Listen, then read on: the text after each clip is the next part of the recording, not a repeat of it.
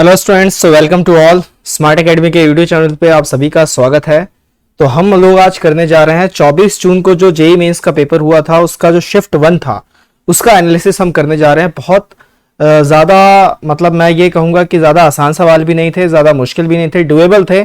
तो यहाँ पे मैं आपको दे रहा हूँ कि 68 मार्क्स के क्वेश्चंस जो हैं वो आप कर सकते थे। ठीक, इतना ज़्यादा टफ कुछ नहीं था। 68 मार्क्स के क्वेश्चंस जो हैं वो मैथ में किए जा सकते थे, डुएबल थे। वो एक एक क्वेश्चन को हम करके देखेंगे। 24 जून शिफ्ट 1 का, जिन जिन का शिफ्ट 1 का पेपर था वो देख लो भाई एक बार फटाफट। मैथ्स के क्वेश्चन है, ये मैंने पूरा ब्रेकअप यहाँ पे कर दिया है कि 68 क्वेश्चंस मैं कैसे कह रहा हूँ। ये देखिए, बाइनोमियल से एक क्वेश्चन आया हुआ था, इनफैक्ट बाइनोमियल से 2 क्वेश्चंस थे और क्वाड्रेटिक से भी 2 क्वेश्चंस थे। क्वाड्रेटिक से भी आई थिंक 2 क्वेश्चंस थे। इसके बाद आईटीएफ से हमारा एक क्वेश्चन था, डेफिनेट इंटीग्रल से हमारा क्वेश्चन था, सीक्वेंस एंड सीरीज से था, मैट्रिक्स एंड डिटरमिनेंट से था, हाइपरबोला से था, एओडी से था। ये सारे मेमोरी बेस्ड क्वेश्चन है दोस्तों। जैसे ये सारी शिफ्ट खत्म होगी, आंसर की आएगी तो एग्जैक्टली पता चल पाएगा कि क्या क्या क्वेश्चंस थे। उसके बाद फिर differential equation, mathematical reasoning, function, probability, trigonometry, conic sections, तो इन सब के क्वेश्चंस थे। ये सारे कॉन्सेप्ट्स जो हैं वो यूज किए गए थे। टोटल 17 क्वेश्चंस आज के वीडियो में मैं आपको सॉल्व करवाऊंगा। क्लियर, बिल्कुल बने रहे हमारे साथ। सारा का सारा बढ़िया एनालिसिस, बढ़िया स्पीडी सॉल्यूशंस आपको यहां पर दिखाई देंगे। चलिए शुरू करते हैं। सबसे पहला सवाल यहां मैंने लिखा हुआ है, let me change my pen first. सबसे पहले पेन को चेंज कर लेते हैं। तो पहला सवाल है, find the remainder when 3 to the power 2022 is divided by 5। तो अब ये सवाल देखिए, ये बाइनोमियल थ्योरम का क्वेश्चन था रिमाइंडर्स की प्रॉपर्टी से। तो बेसिकली क्या है कि 3 की पावर 2022, तो आप इसमें से 2 कॉमन ले सकते हैं, तो ये हो जाएगा 1011। फिर ये 9 की पावर कितनी, 1011, और फिर मैं 9 को क्या लिख सकता हूँ, 10 - 1, इसकी पावर 1011। ठीक, अब यहाँ पे हमें क्या करना है, यहाँ पर हम यूज करेंगे binomial theorem. Here we are going to use what? Here we are going to use binomial theorem। तो जाहिर सी बात है, जब आप इसको एक्सपेंड करेंगे तो ये जो लास्ट में आपका जो फॉर्मेट बनेगा ना, वो डायरेक्ट मैं आपको बताता हूं, वो फॉर्मेट होगा 10 लैम्डा - 1। ठीक है बच्चा, सो 10 लैम्डा - 1 ये हम लोग अपनी क्लासेस में पढ़ाते हैं जब बाइनोमियल थ्योरम हम कराते हैं, स्पेशली रिमाइंडर के क्वेश्चन जब हम करवाते हैं। अब 10 लैम्डा - 1, तो इसको हम क्या लिखेंगे, इसको हम लिख लेंगे -5 + 4। सर 5 क्यों किया, बिकॉज यहाँ पर 5 से डिविजिबल था। ठीक, यहाँ पर किससे डिविजिबल था, 5 से। अगर 6 से होता तो फिर इसका 6 के ब्रेकअप में हम लिखते हैं। तो यहाँ पर हम 5 कॉमन ले लेंगे और ये हो जाएगा 2 लैम्डा - 1 + 4। अब ये देखो, ये कोई नंबर है, इसको म्यू मान लो, तो ये हो गया 5 म्यू + 4। मतलब 3 टू द पावर 2022 को जब आप 5 से डिवाइड करते हो, क्वेश्चन कुछ भी म्यू आ रहा है, सो ये आपके पास रिमाइंडर होता है। यूक्लिड थ्योरम आप लोगों ने पढ़ी होगी, A = BQ + R। So R is what, R is remainder. So remainder कितना है यहाँ पर, रिमाइंडर है 4। तो इसका सही आंसर क्या होगा, सही आंसर होगा option C. C is the correct answer here. So मैं ये कहूंगा कि ये इजी भी नहीं था और ये टफ भी नहीं था। हाँ, जिन बच्चों ने बाइनोमियल्स को सिर्फ एनसीईआरटी के पॉइंट ऑफ व्यू से किया है वो इसको नहीं कर सकते थे, ये फॉर श्योर था। थोड़ा सा लेंथी, थोड़ा सा ट्रिकी था। यहाँ तो हमने डायरेक्ट इसे इस फॉर्म में लिख दिया, लेकिन ये लिटिल बिट थोड़ा सा क्या है कि little bit this was tricky, right, थोड़ा सा कैलकुलेटिव था। चलिए आगे मूव करते हैं, आगे बात करेंगे, नेक्स्ट क्वेश्चन की ओर चलते हैं। सो सेकंड क्वेश्चन हमारा क्वाड्रेटिक इक्वेशन से है, if sum of squares of reciprocal of roots alpha and beta, मतलब कि इनके रेसिप्रोकल का स्क्वायर यानी 1/α² + 1/β², ये हमें कितना दिया हुआ है, ये हमें दिया हुआ है 15। और ये हमारे पास जो है वो क्या है, क्वाड्रेटिक इक्वेशन है। क्या है quadratic equation, 3x² - λx + 1 = 0। Clear, तो यहां पर आप मुझे ये बताओ, अल्फा प्लस बीटा क्या होगा, माइनस का b by, and that will be λ/3। Alpha into beta क्या होगा, c बाय, दैट इज 1/3। और हमसे क्या पूछा है, हमसे पूछा है 6α³ + β³ का होल स्क्वायर। तो क्या करते हैं हम लोग, यहाँ पर सबसे पहले यहाँ पर हम एलसीएम ले लेते हैं इसका। तो ये हो जाएगा α² + β² और ये अल्फा बीटा का होल स्क्वायर बराबर 15। अब यहाँ पर α² + β² को मैं ऐसे लिख सकता हूँ, अल्फा प्लस बीटा का होल स्क्वायर -2α बीटा, ये सब अपने को पता है, 15 अल्फा बीटा का whole square. Alpha plus beta क्या है, λ/3, सो दैट इज λ² / 9 - 2α बीटा यानी कि 2/3, एंड दैट इज 15 1/9, राइट। सो ये 5 पे कैंसिल आउट हो गया, ये 3 पे कैंसिल आउट हो गया। सो हमारे पास यहाँ से बचा λ² / 9 - 2/3, and that will B 5/3, right. 5/3 ये उधर एड ऑन होगा, एड ऑन होके कितना आएगा, 7/3 आएगा। सो डायरेक्टली अगर मैं लिखूं तो ये आएगा 7/3, 3 से ये 3 कैंसल आउट। सो लैम्डा स्क्वायर की वैल्यू हो गई अपने पास 21, राइट। लैम्डा स्क्वायर की वैल्यू कितनी हो गई 21। सो लैम्डा स्क्वायर की वैल्यू है अपने पास 21, ये अपने को ध्यान रखना है, यहाँ पर है। और अपने को क्या निकालना था, अपने को निकालना था 6 alpha cube plus beta cube का होल स्क्वायर। सो हम यहाँ पर ए की क्यूब प्लस बी की क्यूब का फॉर्मूला लगा देंगे, क्या हो जाएगा alpha plus beta into alpha square plus beta square minus alpha beta, और इस पूरे का क्या है ये स्क्वायर 6 अल्फा प्लस बीटा का होल स्क्वायर हो जाएगा ये। और मैं इसे लिख सकता हूं अल्फा प्लस बीटा का whole square minus 2 alpha beta minus 3 alpha beta, इस पूरे का स्क्वायर 6 है। अल्फा प्लस बीटा क्या था अपने पास, अल्फा प्लस बीटा था λ/3, तो λ/3 का स्क्वायर कितना होगा λ²/9 इंटू में यहाँ पर λ²/9 ही लिख देते हैं माइनस 3 अल्फा इंटू बीटा 1/3 था इसका स्क्वायर, ठीक। तो लैम्डा स्क्वायर की वैल्यू कितनी थी 21/9 इंटू ये 21/9 माइनस 3 इसका स्क्वायर। सो ये कट गया 3 3 3 2 3 7, दिस इज 14। और यहां पर थोड़ा सा अगर हम सॉल्व करें तो ये आ गया 36, राइट। 36 बाय, थोड़ा सॉल्व कर लेते हैं, 3 7 3 3 and that is 9, that is 9 7 minus 9 how much 2, 2 square is 4 by 9, right। 2 square is how much 4 by 9, right। थोड़ा सा इसमें एक बार देख लेते हैं कुछ हमने गड़बड़ तो नहीं की है, let me check me first.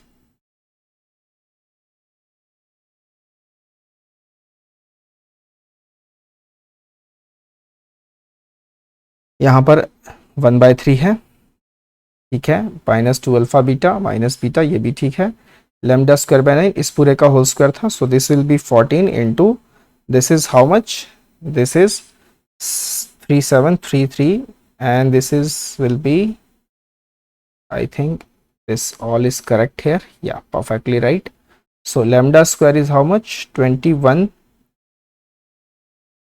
λ/3 21/9, so this is 21/9 is how much, this is 12/9, right। 21/9 minus 1, this will be 1 not 3, here we are going mistake, so this will be 1, so this is 7 minus 3 4, 4 square is 16/9, so we have 16 into 14/9 and that is 160 plus 64, that is 224/9, 224/9, and what is the correct answer here, correct answer is option C। So C is the correct answer for second question, right। little bit यहाँ पे थोड़ा सा fumble हो गया था, ये 1 आना था and I am going to write it to 3, so not worries। तीसरे सवाल पे चलते हैं। तीसरा सवाल क्या था दोस्तों, तीसरा सवाल था tan इनवर्स x की cube plus cot inverse x की क्यूब बराबर k पाई क्यूब, और हमें फाइंड करना था k का रेंज, ठीक है। हमें क्या फाइंड करना था, k का रेंज फाइंड करना था। ये बहुत ही मतलब एक तरीके का रिपीटेड क्वेश्चन आप कह लीजिए, जो बिल्कुल स्टैंडर्ड यूज करते हैं। थोड़ी देर के लिए tan इनवर्स x को मैं t ले लेता हूँ, t की क्यूब, cot इनवर्स x को हम क्या लिखेंगे π/2 माइनस t इस पूरे की whole cube and this will be k pi cube, right. अब यहां पर अगर हम ध्यान दें तो ये जो एक फंक्शन है मेरे पास ft बराबर t cube plus π/2 minus t इस पूरे की क्यूब। अब इसमें आपको एक चीज ध्यान देनी है कि इसमें एक वैल्यू तो हम रखते हैं π/4, सो π/4 जैसे आप रखेंगे पाई की क्यूब बाय 64, और ये π/4 तो पाई की cube bye 64, that is pi की क्यूब बाय 32, और एक इसकी वैल्यू निकल के आएगी किस पे -π/2 पे। ये जो है बहुत ही फेमस क्वेश्चन है, बहुत बार रिपीट भी हुआ है, ठीक है, इसी फॉर्मेट में। तो tan inverse x cot inverse x में एक वैल्यू इसमें क्या आती है, एक वैल्यू इसमें आती है, let me right it here, एक वैल्यू इसमें आती है हमारे पास π/2 पे, इस वाले पे एक वैल्यू किस पे आती है, एक आती है π/4 पे, एक आती है माइनस के π/2 पे। सो यहां से -π/2 अगर हम यहाँ पे रखें तो कितना आएगा, माइनस का पाई cube by 8 and that will be pi cube, और ये हो जाएगा 7 पाई क्यूब बाय 32। सो यहाँ पर हमारे पास ये कहाँ से कहाँ तक आएगा, 7 पाई की cube by 8 not 32, so this will be pi की क्यूब बाय 32 से लेके 7 पाई की क्यूब बाय 8 तक ये चलेगा। पाई की क्यूब अगर हम निकाल दें तो ये आएगा 1/32 से लेके 7/8, 1/32 से लेके 7/8, यानी कि सही आंसर क्या है? सही आंसर है option B. Option B is the correct option here, right.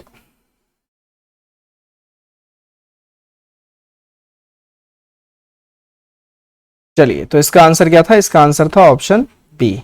आगे बात करते हैं, नेक्स्ट क्वेश्चन है हमारे पास the fourth one. Definite integration का ये सवाल था, बहुत ही आसान सवाल इसे मैं कहूँगा। इसमें क्या था हमारे पास? इसमें था हमारे पास F theta and this is equals to sine theta plus -π/2 से +π/2, और ये मेरे पास है sine theta plus T cos theta into में एफ टी डी थीटा। और हमें कुछ ऐसा निकालने को बोलेगा। पहले इसे सॉल्व कर लेते हैं। इसको सॉल्व करके हमारे पास क्या मिलेगा? यहाँ पे देख लो आप, साइन थीटा प्लस इसको अंदर मल्टीप्लाई करो एफ टी को, तो हमारे पास ये आएगा sine theta into F T D theta, और ये हो गया -π/2 से +π/2 plus T into F T cos theta D theta, और ये हो गया -π/2 से +π/2। ठीक, सो एफ थीटा मेरे पास यहाँ पे कितना आया? एफ थीटा आया साइन थीटा प्लस, अच्छा एफ टी यहाँ पे तो कांस्टेंट है क्योंकि वेरिएबल क्या है? वेरिएबल मेरे पास यहाँ पर है थीटा, सो एफ टी तो बाहर आ जाएगा। अब साइन थीटा है, साइन थीटा कैसा फंक्शन होता है? अगर ये है तो ऑड फंक्शन है, ऑड फंक्शन में क्या हो जाएगा? इसका आंसर 0। सिमिलरली यहाँ पर टी एफ टी क्या है? कांस्टेंट है, बाहर आ जाएगा। कॉस थीटा, कॉस थीटा कैसा फंक्शन है? कॉस थीटा इवन फंक्शन है, तो 2 टाइम्स हो जाएगा, और कॉस थीटा का आंसर 1 होता है, तो मैं इसको डायरेक्ट लिख सकता हूँ कि this is going to be 2। तो मेरे पास यहाँ पर एफ थीटा कितना आया? एफ थीटा आया साइन थीटा प्लस 2t/ft। अब मुझे इसका पूरे का इंटीग्रेशन करना है 0 से π/2 में, 0 से π/2 में। और एक चीज हम बताते हैं स्टूडेंट्स को कि 0 से π/2 में साइन थीटा का इंटीग्रेशन कितना आ जाता है? 1 आ जाता है, प्लस ये तो पूरा कांस्टेंट है, बाहर आ जाएगा 2t/ft, और यहाँ डी थीटा का थीटा, और थीटा की जगह पे हम क्या रख लेंगे? π/2, 2 से 2 कैंसिल, सो मेरे पास ये कितना आएगा? 1 + πt/ft, 1 + πt into F T, यानी करेक्ट आंसर यहाँ पे क्या होगा? करेक्ट आंसर यहाँ पर होगा ऑप्शन ए। क्लियर? चलिए अगले पे चलते हैं। पांचवा सवाल, सीक्वेंस एंड सीरीज से क्वेश्चन आया हुआ था।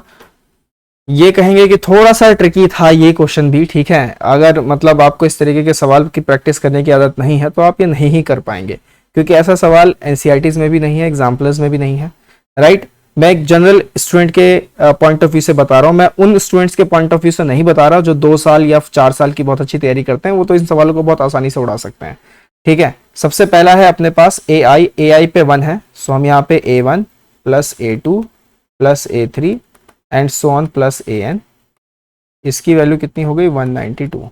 इसको अगर हम सॉल्व करें तो ये कितने टर्म्स है? फटाफट बताओ। दिस इज n टर्म्स, ये सर n टर्म्स है, तो हम यहाँ बोलेंगे n/2 first term plus last term, यानी a1 + an, and this is going to be 192। तो मैं यहाँ से a1 + an की वैल्यू कितनी निकाल सकता हूँ? 384/n। ये मेरे पास पहली इक्वेशन आ गई।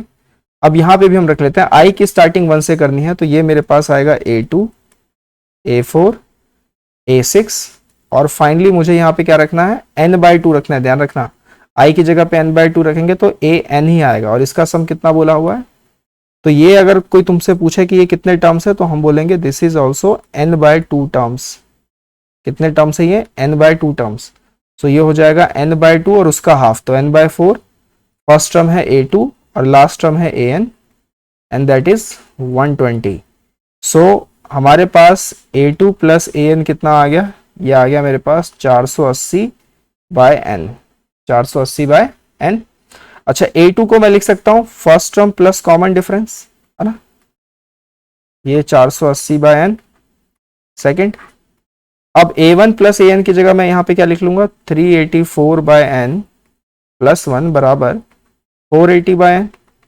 इसको अपन लोग उधर ले चलते हैं तो ये कितना आ जाएगा? ये आएगा 96/n बराबर 1।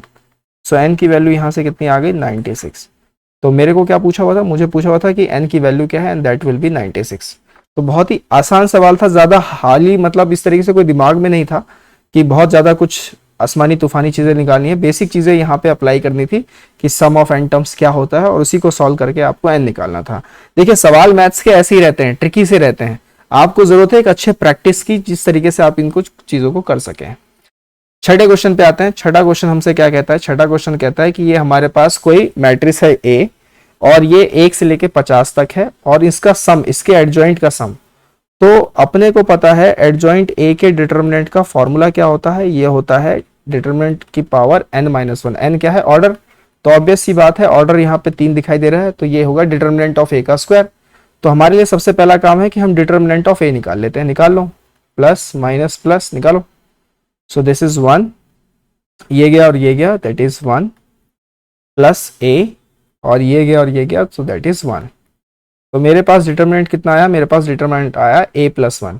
अब इसके आगे मेरे पास है समेशन एडजॉइंट ऑफ ए यानी कि a का स्क्वायर, और यहाँ पर a की स्टार्टिंग कहाँ से है? 1 से लेकर 50 तक है। a वेरिएबल है मेरे पास यहाँ पे।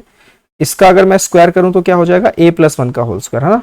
तो ये मैं लिख लूंगा a प्लस 1 का होल स्क्वायर, n की वैल्यू 1 से लेके कहाँ तक? 50 तक। ये हमारे पास कितना आया? इसको थोड़ा सा सॉल्व कर लेते हैं। ये हमारे पास हो गया समेशन ए स्क्वायर प्लस 1 प्लस 2a, है ना। a प्लस 1 का होल स्क्वायर खोलेंगे तो n की वैल्यू 1 से लेके कहाँ तक? 50 तक। अब यहाँ पर समेशन ऑफ ए स्क्वायर का समेशन अलग कर लेते हैं, 2 इंटू समेशन ऑफ ए और summation of 1। So summation of 1 तो जितने नंबर ऑफ टर्म्स है वही होंगे यानी कि 50, और 2 समेशन ऑफ ए क्या होगा? n इंटू एन प्लस 1 यानी 50 इंटू 51/2, और समेशन ऑफ ए स्क्वायर क्या होगा? n into n plus 1 into 2n plus 1 that is 101/6। और इस पूरे की वैल्यू अपने को क्या दी हुई है? इस पूरे की वैल्यू अपने को दी हुई है 100k। This is nothing but 100k, ठीक। सो 100k है अपने पास यहाँ पर। अब यहाँ पर हम इसे अगर थोड़ा सा सॉल्व कर ले, ठीक है, सॉल्व करने पे हमारे पास यहाँ पे क्या आएगा? k की वैल्यू हमें निकालनी थी। सो k की वैल्यू, इसको हम थोड़ा सा सॉल्व कर लेते हैं। सो 2 से 2 कैंसिल आउट हो गया। सो ये मेरे पास 50 कॉमन, 50 इंटू 52 प्लस, और यहाँ से मैं इसे थोड़ा सा सॉल्व कर लेता हूँ। 2 3 25 17। So this will be how much? This is 425 into 101 that is equal to 100k। सो यहाँ पर k की वैल्यू जो हमारे पास आ गई वो कितनी हो गई? वो हो गई 1821/4। आप इसे कैलकुलेट कर लोगे, ये आपके पास आएगा 1821/4, यानी ये आंसर आएगा ऑप्शन टी। क्लियर? तो कैलकुलेट करने पे कितना आंसर आ रहा है? 1821/4। क्लियर? आगे चलते हैं 7th क्वेश्चन पे। 7th क्वेश्चन पे हम आते हैं। इस पे थोड़ा सा कॉन्सेप्ट यूज होना था, ये देख लेते हैं। ये क्या रखा है कि ये जो है भाई साहब, ये टेंजेंट है किस पे? पैराबोला, हाइपरबोला पे। ये हाइपरबोला है। हाइपरबोला को थोड़ा सा सही कर लेते हैं इसकी इक्वेशन पे। हमारे पास है a की power 4 x square by lambda square minus b square by y square by 1 and that is equal to 4। तो मैं 4 से पहले डिवाइड कर देता हूँ। a की 4x square by 4 lambda square minus b square y square bye 4 बराबर 1, क्योंकि इधर 1 होता है ना। स्टैंडर्ड इक्वेशंस क्या होती हैं हाइपरबोला की? x square bye a square minus y square bye b square बराबर 1। सो x स्क्वायर को तो यहीं रखते हैं, ये आ जाएगा 4 लैम्डा स्क्वायर बाय a की पावर 4 माइनस y स्क्वायर को यहीं रखते हैं 4 बाय b स्क्वायर बराबर 1। ये आ गया। अब ये टेंजेंट है, इस टेंजेंट को भी थोड़ा सही से लिख लेते हैं। ये हो जाएगा म्यू y बराबर ax माइनस 2, और y बराबर हो जाएगा a by mu x minus 2 by mu, है ना। a by mu x minus 2 by mu.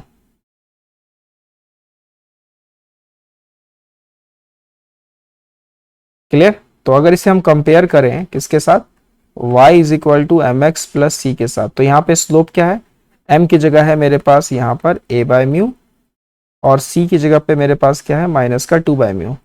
अच्छा, अब हाइपरबोला पे टेंजेंट होने की कंडीशन क्या होती है? टेंजेंट होने की कंडीशन होती है c is equal to under root a square m square minus b square. मतलब मैं ये कह सकता हूँ कि c square is equals to a square m square minus b square. c तो ये रहा, तो इसका स्क्वायर कर लेते हैं। तो 4 बाय म्यू स्क्वायर बराबर ए स्क्वायर ये रहा देखो 4 लैम्डा स्क्वायर बाय ए की पावर 4 इंटू एम स्क्वायर करेंगे तो ये आएगा A square by mu square minus B square यानी 4 बाय बी स्क्वायर। ठीक, कोई डाउट यहाँ तक? तो ए स्क्वायर से तो ये ए स्क्वायर कैंसिल, सो हमारे पास 4 भी कॉमन लेके कट गया। So we have 1 by mu square बराबर lambda square by A square mu square minus 1 by mu B square. Mu square को अगर मैं यहाँ ले आऊँ तो म्यू स्क्वायर से म्यू स्क्वायर कट जाएगा, ये हमारे पास आएगा lambda square by A square minus mu square by B square बराबर 1। और शायद हमें यही वैल्यू पता करनी थी, है ना, lambda square by A square minus mu square by B square, तो यही वैल्यू हमें पता करनी थी। क्लियर, यही वैल्यू हमें पता करनी थी। सो इसका आंसर क्या होगा? इसका आंसर होगा option B. B is the right answer है। 7 सवाल हो चुके। चलिए 8वें पे आते हैं। 8वां बहुत ही अच्छा एओडी का क्वेश्चन था कि एक टेंजेंट है at x1 y1 to the curve, इस कर्व पे। सो कर्व क्या है मेरे पास? कर्व है एक्स की cube plus 2x square plus 4। इस पॉइंट पर टेंजेंट है तो ये पॉइंट जो है इसको सेटिस्फाई करेगा। तो यहां पर हम y1 बराबर क्या लिख लेंगे? x1 की cube plus 2x1 square plus 4। अब इसका स्लोप हमें निकालना है तो हम क्या करते हैं? dy बाई डी करते हैं। टेंजेंट है तो स्लोप तो होगा ही 3x स्क्वायर प्लस 4x, यही होगा। तो इसका स्लोप जो आ जाएगा, स्लोप ऑफ टेंजेंट 3x1 का स्क्वायर 4x1, इस पॉइंट पे अगर मैं बात करूं।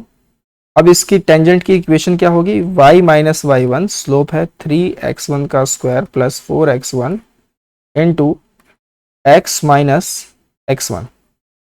अब ये कहां से पास कर रहा है? इट पासिस थ्रू ओरिजिन, हमें बोला गया है ये ओरिजिन से पास कर रहा है।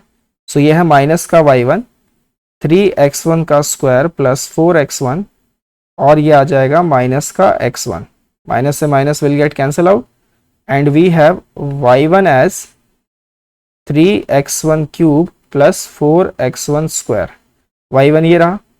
सो 3x1 cube plus 4x1 square. So अब इसको और इस इक्वेशन को हम क्या कर देंगे? कंपेयर।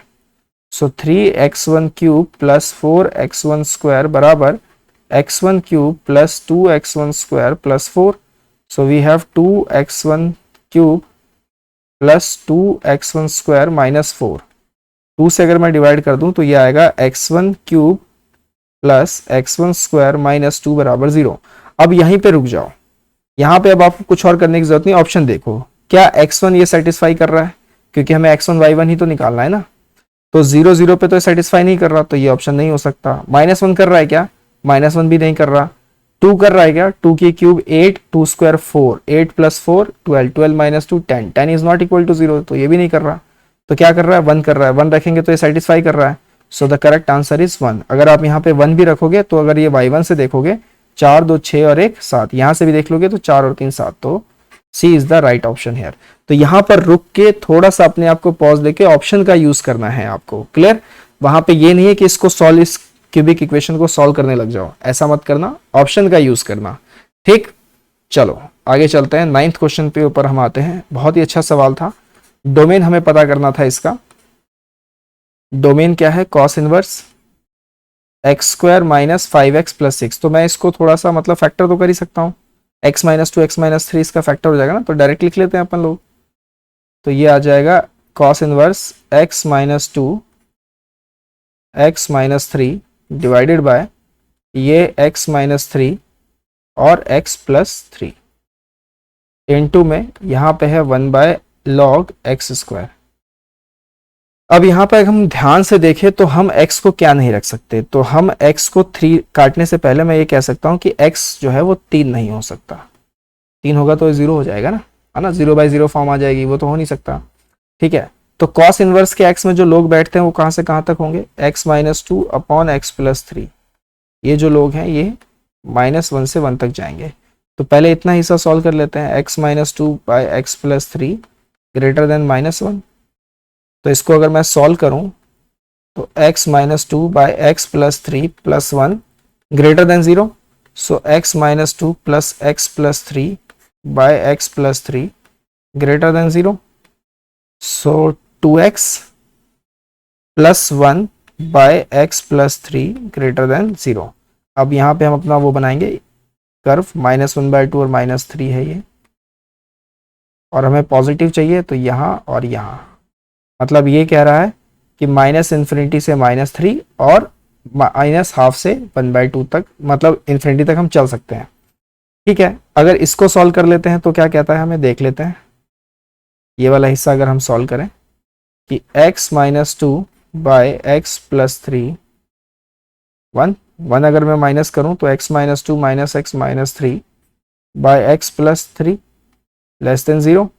सो ये आ जाएगा 5 बाय x + 3 > 0। सो यहाँ पर जो है x + 3, सो x क्या होना चाहिए, -3 से बड़ा होना चाहिए। तो x -3 नहीं हो सकता, 3 भी नहीं हो सकता और -3 भी नहीं हो सकता, और x -3 से बड़ा ही आएगा। बड़ा आएगा तो मतलब इस तरफ जाने की ये बात कह रहे हैं। ठीक है, अभी तक इतना हिस्सा कॉमन चल रहा है। ओके, और यहाँ पे अगर हम लॉग वाले को देखें तो लॉग के बगल में जो बैठते हैं ये वाले भाई साहब, ये पॉजिटिव, ये तो हमेशा होता है, हर नंबर पे होता है। ठीक है, और x² क्या नहीं हो सकता, x² 1 नहीं हो सकता, मतलब x क्या नहीं हो सकता, x -1 और 1 नहीं हो सकता। ठीक, -1 तो इसके पीछे है, 1 इसके आगे है, तो x -1 नहीं हो सकता, 1 नहीं हो सकता, और x 0 भी नहीं हो सकता। x² अगर पॉजिटिव है तो x 0 भी नहीं हो सकता। ठीक है, तो 0 भी नहीं हो सकता। तो अगर हम यहाँ से देखेंगे तो -½ से इन्फिनिटी आ रहा है, जिसमें हम 0 नहीं ले सकते, 1 नहीं ले सकते और 3 नहीं ले सकते। ठीक, -1 तो इसके पीछे रह गया, -3 भी इसके पीछे रह गया, इतना हिस्सा हमारे पास कॉमन था। सो इसका सही आंसर मैं बोलूंगा, इसका जो डोमेन आएगा वो आएगा -½ से इन्फिनिटी, जिसमें हम क्या क्या नहीं ले सकते, 0, 1 और 3 ये हम नहीं ले सकते। क्लियर? चलो अगले क्वेश्चन पे चलते हैं, 10th पे। बहुत ही इजी क्वेश्चन था। यहाँ पर हमारे पास ये एक डिफरेंशियल इक्वेशन है, x dy/dx = 2y। Variable separable है, सीधा y को y की तरफ ले जाओ, dy/y 2 dx/x और इंटीग्रेट कर दो बस। ये तो बहुत इजीएस्ट क्वेश्चन था। ये हो जाएगा ln y 2 ln x, दोनों तरफ जब log आता है तो c की जगह log c लिखते हैं, ln y = ln x² × c, है ना, log से log कट गया, सो y बराबर क्या हो गया, cx²। ये इसका सॉल्यूशन हो गया, y = cx², यानी option B is the correct option here. Next देखते हैं 11वें पे। यहां पर ये हमारा मैथमेटिकल रीजनिंग से सवाल था, P conditional statement Q and Q conditional statement negation of P। इसको हम ट्रूथ टेबल से कर लेते हैं, है ना। P है, Q है, P क्या है मेरे पास, ट्रू ट्रू फॉल्स फॉल्स, और Q हम क्या लिख सकते हैं, ट्रू फॉल्स ट्रू फॉल्स, है ना। अच्छा, निगेशन ऑफ P अगर हम देखें, क्योंकि निगेशन ऑफ P यूज हुआ हुआ है इसमें, तो फॉल्स फॉल्स ट्रू ट्रू। ठीक है, इसके बाद अब देख लेते हैं P कंडीशनल Q। ये हमें पता है ये ट्रू होगा, ये फॉल्स होगा, जब लास्ट वाला फॉल्स होता है तो फॉल्स होगा, ये ट्रू होगा, बाकी सब ट्रू होते हैं, है ना। अच्छा, Q को हमें देखना है निगेशन ऑफ P के साथ, Q को यानी कि इसको और इसको हमें देखना है, तो ट्रू फॉल्स पे फॉल्स होगा, फॉल्स फॉल्स पे ट्रू, ट्रू ट्रू पे ट्रू, फॉल्स ट्रू पे ट्रू। अब इसमें और इसमें हमें क्या लगाना है, एंड का मतलब हो गया कि कोई भी अगर एक फॉल्स है तो हम फॉल्स बोल देंगे, तो फॉल्स फॉल्स, ये ट्रू और ये ट्रू, है ना। इन दोनों को हमने देखा, तो ये हमारे पास ये एंड रिजल्ट आया हमारे पास इसका। अगर हम इसको ध्यान से देखें तो ये इस वाले कॉलम के साथ मैच कर रहा है, देखो ध्यान से, false false false false, true true true true. तो इसका आंसर क्या होगा, इसका आंसर होगा negation of P। So negation of P is the right answer here. Clear? चलो आगे चलते हैं, 12th क्वेश्चन की ओर बढ़ते हैं। ये भी क्वाड्रेटिक इक्वेशंस है, थोड़ा सा मतलब ट्रिगो की शक्ल में ये आ रहा है। हमें नंबर ऑफ सॉल्यूशंस पता करने हैं 0 से π/2 के इंटरवल में। तो हमारे पास क्या है, 81 की पावर sin² x प्लस 81 की पावर cos² x को मैं क्या लिख सकता हूँ, 1 - sin² x, है ना, बराबर 9। अच्छा, 81 की पावर sin² x प्लस मैं यहाँ लिख सकता हूँ 81/81 की पावर sin² x बराबर 9। 81 की पावर sin² x को हम क्या मान लेते हैं थोड़ी देर के लिए, p प्लस 81/p बराबर 9। थोड़ा सॉल्व कर लेते हैं, p² - 9p प्लस 81 बराबर 0। क्वाड्रेटिक बन गया। डिस्क्रिमिनेंट चेक करो सबसे पहले, d क्या होगा, 81 माइनस 4 इंटू 81, ऑब्वियस सी बात है ये वैल्यू नेगेटिव है, डी नेगेटिव है, तो क्या इसके रियल सॉल्यूशंस हो सकते हैं? नहीं हो सकते ना, तो हम क्या बोलेंगे, नो रियल सॉल्यूशंस, कोई भी रियल सॉल्यूशन नहीं होगा। तो इसका आंसर क्या होगा? इसका आंसर होगा ऑप्शन ए। क्या ये आसान सवाल था? वाकई में बहुत इजी क्वेश्चन था, ये इतना टफ क्वेश्चन नहीं था। 13th पे आते हैं, ये बहुत बढ़िया सवाल है। कोफिशिएंट ऑफ x की पावर 20 हमें निकालना है, ठीक है। तो हमारे पास है 1 plus x, 1 plus 2x, 1 plus 4x, 1 plus 8x and so on 1 plus 2 की पावर 20x। कोई अगर आपसे पूछे इसमें कि इसमें कितने ब्रैकेट हैं सर, तो आप क्या बोलोगे? तो देखो यहाँ पे 2 की पावर 1 है, ये 2 है, ये 3 है, ये 20 है, तो 21 ब्रैकेट है ये, है ना।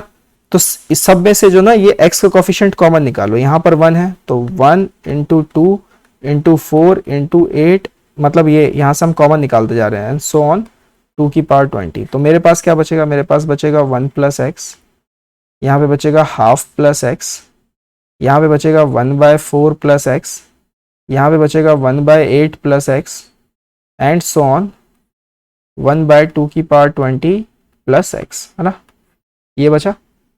अब हमें चाहिए x की पावर 20 का कोफिशिएंट।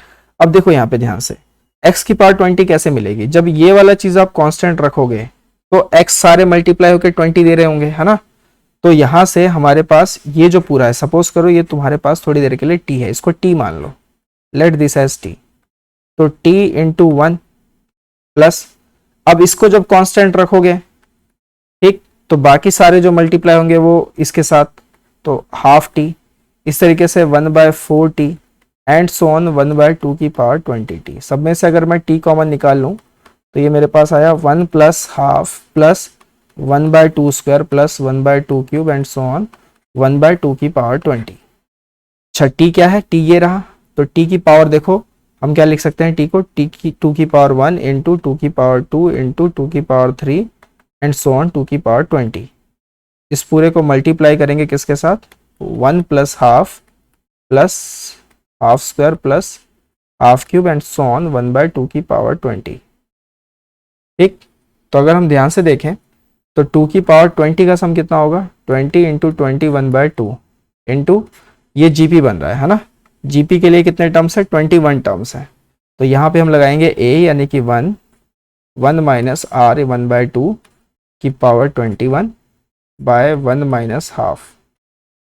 तो ये मेरे पास हो गया फाइनली 2 की पावर, ये 10 पे कट गया तो ये हो गया 210, ये आ गया 2 की पावर 21 माइनस 2 की पावर 21 एलसीएम लेके, और ये हाफ और आ जाएगा तो ये 2 ऊपर चला गया, ये काट दो 20 पे, 20 चला गया 2 की पावर 190, 2 की पावर 21 माइनस 1 मल्टीप्लाई कर लो तो 2 की पावर कितना होता है? 211 माइनस 2 की पावर 190।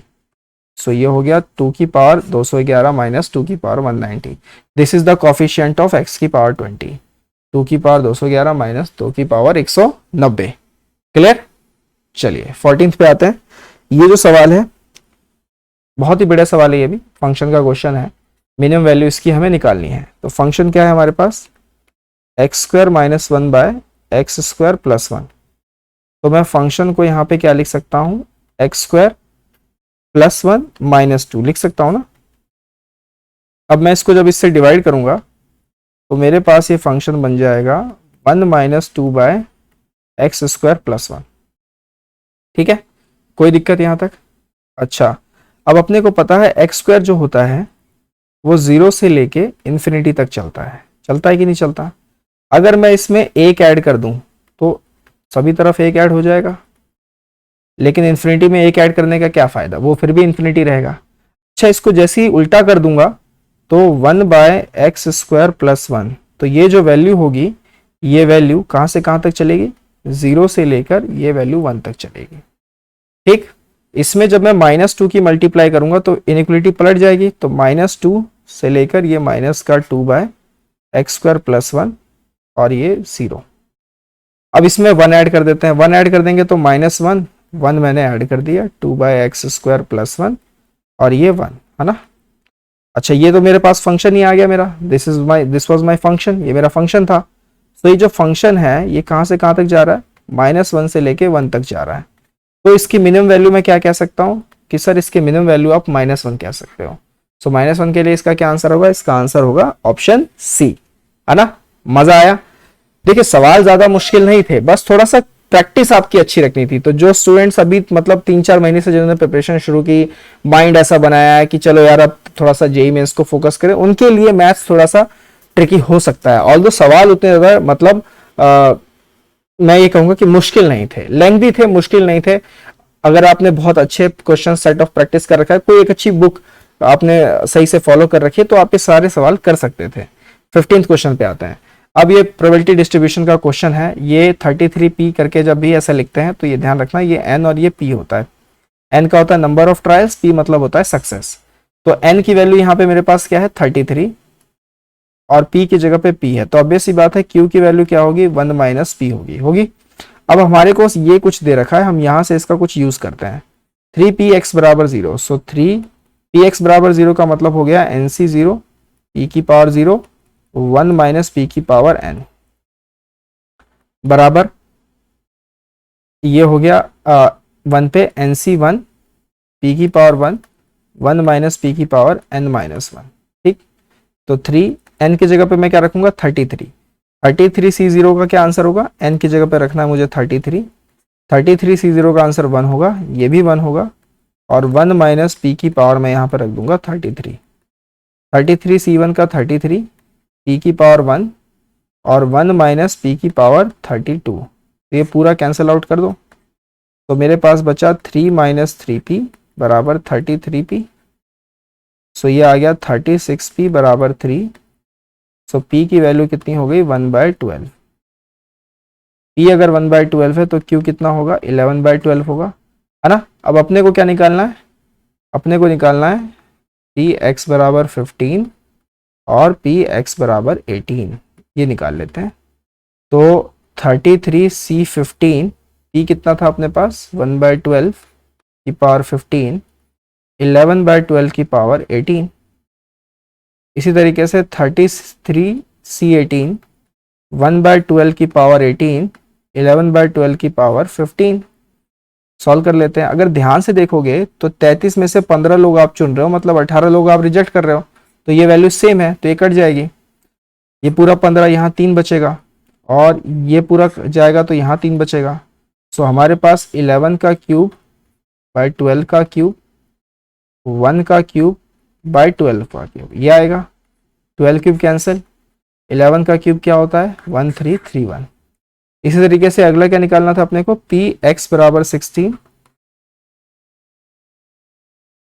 अपॉन पी एक्स बराबर 17, ये निकालना था अपने को, राइट।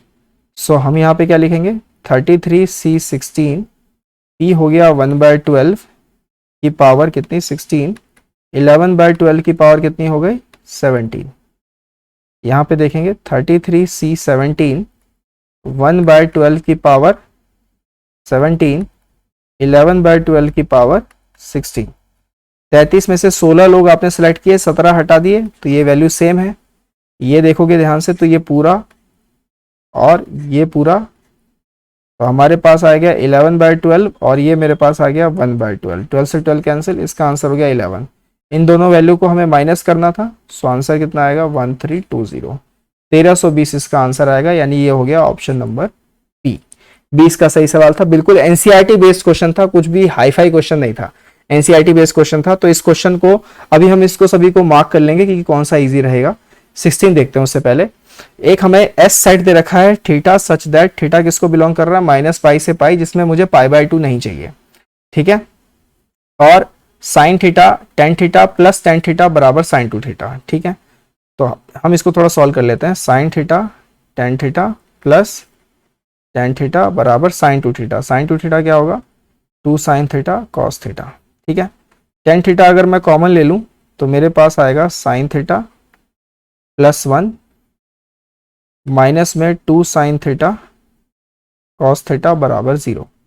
अच्छा, टेन थीटा मैं सभी से कॉमन ले रहा हूं, ध्यान देना। साइन थीटा +1 माइनस मैंने टेन थीटा कॉमन लिया, ठीक है, तो ये हो गया 2 कॉस स्क्वायर थीटा। अब इसको थोड़ा सा सॉल्व कर लेते हैं। तो ये आ जाएगा टेन थीटा और 2 कॉस स्क्वायर थीटा को हम क्या लिख लेंगे, यहाँ पे हम लिख लेंगे 1 माइनस साइन स्क्वायर थीटा, इसको लिख लेंगे ना। सो ये हो जाएगा 2 sine square theta plus sine theta और 1 माइनस 2 यानी -1। और ये इसको हम लिख सकते हैं sine theta by cos theta, है ना। साइन थीटा इसका फैक्टर कर लेते हैं, 2 साइन थीटा -1 और एक आएगा साइन थीटा +1 और डिवाइड बाय कॉस थीटा भी रहेगा and that is equal to 0। जब इसको 0 के इक्वल करेंगे तो साइन थीटा की 3 वैल्यूज आ रही हैं, है ना।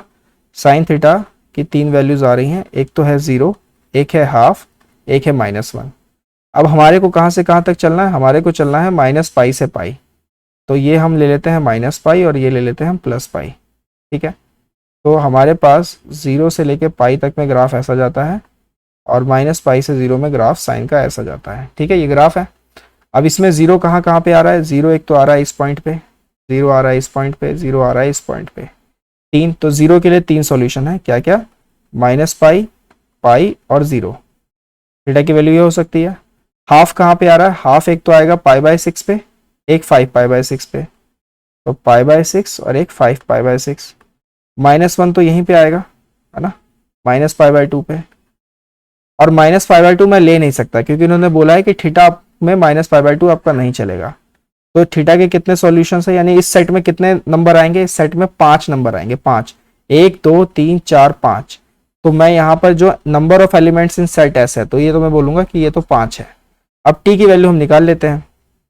टी अपने को क्या दे रखा है, टी अपने को दे रखा है टी बराबर समेशन कॉस 2 थीटा। अब थीटा जो है वो किसको बिलोंग कर रहा है, थीटा बिलोंग कर रहा है सेट एस को। तो ये सारी थीटा की वैल्यू हमें उठा के रखनी है, ठीक है। तो यहाँ पर कॉस, पहले माइनस का पाई तो माइनस का 2 pi plus cos 2 pi plus cos 0 plus cos π/6 अगर मैं रखूंगा तो कितना आएगा, π/3 और 5π/6 रखूंगा तो कितना आएगा, 5π/3। तो ये टी की वैल्यू हो जाएगी, है ना। कॉस माइनस का 2 पाई 1, ये भी 1, ये भी 1, ये हाफ और ये थर्ड क्वाड्रेंट, फोर्थ क्वाड्रेंट में जा रहा है तो ये भी हाफ। तो ये वैल्यू कितनी हो गई, 4, है ना। और वो वैल्यू कितनी थी, 5। तो दोनों को जोड़ना था हमें, तो 5 + 4 दैट विल बी 9। सो इसका सही आंसर क्या होगा, सही इसका आंसर होगा ऑप्शन सी। क्लियर है। तो ठीक था, ये भी सवाल काफी अच्छा सवाल था, ये बहुत बढ़िया क्वेश्चन था ये। 17 पे आते हैं। सर्कल हमें दे रखा है, सर्कल की इक्वेशन हमें दे रखी है और पैराबोला की इक्वेशन हमें दे रखी है और ये दोनों टच कर रहे हैं 2 4 पे, which lies on the circle, ठीक है। इसमें मैं एक चीज और लिख देता हूं कि यहां पर ये सवाल थोड़ा सा अधूरा है। ये सर्कल 0,6 से भी पास कर रहा है, ठीक है। और हमें यहां पर वैल्यू चाहिए, फाइंड हमें करना है a + c, a + c की क्या वैल्यू होगी, ठीक है। ये हमें इस सवाल में पता करना था। ये एक सर्कल है जो कि कहां से पास कर रहा है, 0,6 से, मतलब ये मैं मान लेता हूं 0,6। और ये एक पैराबोला इसको एक टच कर रहा है इस पॉइंट पर 2,4 पे। तो 2,4 जो है वो कॉमन पॉइंट है ना। तो अगर आप देखोगे तो 2,4 पैराबोला पे सेटिस्फाई कर रहा है, इस पे भी करेगा। तो यहां डाल देते हैं 2,4, 2,4 पे कितना आएगा, 4 + 16 + 2a + 4b + c बराबर 0। सो 2a + 4b + c, इसकी वैल्यू कितनी हो गई, -20। अच्छा, अब अगर ये दोनों टच कर रहा है तो इनका एक ही टेंजेंट कॉमन होगा, है ना, इनके पास कॉमन टेंजेंट होगा। तो मैं अगर इसका स्लोप ऑफ टेंजेंट निकालूं तो dy/dx कितना हो जाएगा, ये हो जाएगा 2x और x की जगह पे क्या लेना है हमें, 2, तो ये हो जाएगा 4। तो ये आ गया स्लोप ऑफ टेंजेंट। अगर मैं इस सर्कल पे निकालूं तो ये कितना आएगा, डिफरेंशिएशन कर लेते हैं, 2x 2y dy/dx + a + b dy/dx और c का 0। x की जगह पे कितना रखना है, 2 4 और ये 4 2 जा 8 इंटू ये 4 + a + b इंटू 4 बराबर 0। सो हमारे पास आया ये 32 और ये 4 36। सो a + 4b हमारे पास आ गया -36 और हमारे पास क्या वैल्यू है, a 2a plus 4b plus c बराबर कितना माइनस का 20। दोनों को सबट्रैक्ट कर देते हैं तो a ये कैंसिल आउट हो गया, c ऐसे कैसा उतरेगा -20 प्लस 36, तो यानी इसका आंसर क्या आएगा, इसका आंसर आएगा 16। तो इसका आंसर क्या आना था, इसका आंसर आना था 16। क्लियर। तो ये भी बहुत ही आसान सा सवाल था, ज्यादा मुश्किल नहीं था, टेंजेंट वगैरह देखना था हमें और उसी से हमें इसको करना था। क्लियर। तो चलिए थोड़ा सा मार्किंग कर लेते हैं कि क्या क्या ये पॉसिबल था। तो इसके लिए तो मैं कहूंगा कि ये थोड़ा सा इजी क्वेश्चन था, ये पॉसिबल भी था, एओडी जिसने अच्छे से कर रखा है। ये थोड़ा सा मैं इसको डिफिकल्ट की कैटेगरी में रखना चाहूंगा क्योंकि ऐसे सवाल जनरली स्टूडेंट प्रैक्टिस नहीं करते हैं। ये सवाल again that was a easy one, जिसने भी एनसीईआरटी वगैरह या एग्जाम्पलर वगैरह कवर अप कर रखा है वो इसको कर सकते थे। अगेन मैं इसे थोड़ा सा मतलब मीडियम लेवल की कैटेगरी में रखना चाहूंगा। ठीक है, फंक्शन का है ये वाला सवाल, this is in difficult category क्योंकि जल्दी ये स्ट्राइक नहीं होता है। ऐसे अगर आपने 4-5 सवाल क्वेश्चन प्रैक्टिस कर रखे हैं तो आप इजीली आप इसे कर सकते हैं। ठीक, again a very easy question, quadratic equation से, बहुत ही आसान सवाल था ये। This was again a very easy question, बस आपको ट्रूथ टेबल बनानी है और आपका काम हो गया। ये वाला आपके लिए बहुत इजी था। ठीक, अगर हम इसकी बात करें तो मैं इसे डिफिकल्ट के थोड़े कैटेगरी में रखूंगा क्योंकि जनरली स्टूडेंट्स ऐसे सवाल प्रैक्टिस नहीं करते हैं और इसमें कॉमन लेने में भी झंझट बहुत था। ये सवाल अगर आप मुझसे पूछेंगे कि सर इस सवाल का क्या, तो मैं इसे इजी की कैटेगरी में रखूंगा क्योंकि ऐसे सवाल एनसीईआरटी में भी हैं और बच्चों को प्रैक्टिस कराए जाते हैं। ठीक है, that was a easy one. 7th question पे अगर मैं बात करूं, this is also an easy one. आपको बस खाली कंडीशन से याद रखनी थी कि टेंजेंट की कंडीशन क्या होती है पैराबोला पे, हाइपरबोला पे। इसके बाद ये सवाल अगर आप देखेंगे तो मीडियम था, थोड़ा सा मतलब इसमें सीक्वेंस एंड सीरीज का भी यूज किया गया था, उसका कॉन्सेप्ट भी इसमें यूज हुआ था। इस सवाल पे देखेंगे तो ये भी मैं थोड़ा सा मैं इसको कहूंगा कि ये मीडियम लेवल का क्वेश्चन है, इजी तो नहीं होगा, मीडियम लेवल का क्वेश्चन है क्योंकि यहां पर इसको स्पॉट करना थोड़ा सा मुश्किल था। ये वाला बहुत ही इजी सवाल एनसीईआरटी लेवल का, इसको अगर हम ध्यान से देखें सो ये जो सवाल है इसको अगर आप देखेंगे तो मैं इसे डिफिकल्ट की कैटेगरी में रखना चाहूंगा। थोड़ा सा लेंथी भी हो जाता है ये क्योंकि तो मैंने आपको डायरेक्ट बता दिया कि इस तरीके के सवाल के लिए आपको सिर्फ 2 वैल्यू पुट करनी है। जब भी tan इनवर्स x या cot इनवर्स x में कोई क्यूबिक इक्वेशन आए तो उसके लिए आपको 2 वैल्यू पुट करनी है, π/4 और -π/2। और इस पे अगर हम देखें तो ये भी थोड़ा सा लेंथी क्वेश्चन था, तो ये मीडियम की कैटेगरी में रहेगा तो ज्यादा बेटर रहेगा। और पहला सवाल अगर आप देखेंगे तो पहला सवाल रिमाइंडर था, so this is also from the medium category. ठीक, तो आप इसमें से कितने सवाल कर सकते थे, तो बहुत सारे सवाल आप इसमें से कर सकते थे। ये पूरा ब्रेकअप मैंने दे दिया। मुझे जरूर बताइएगा कि आपके 68 में से कितने नंबर्स आने की संभावना है, कमेंट थ्रेड में जरूर बताइएगा। और साथ ही साथ वीडियो कैसा लगा ये भी देख लेना, और अगर चैनल पर नए हैं तो चैनल को सब्सक्राइब करना ना भूलना। Thank you so much.